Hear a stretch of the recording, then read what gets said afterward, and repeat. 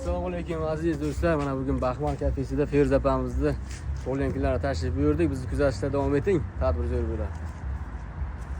Kelayotgan bayram muborak bo'lsin. Birinchi o'rinda, ikkinchi o'rinda Feruza opamiz tavallud ayyomi ekan. Shuni tabriklab guldiroz qarsak chop qo'yamiz.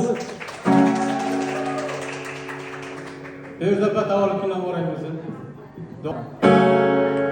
Xush yoqadi har bir so'zlari,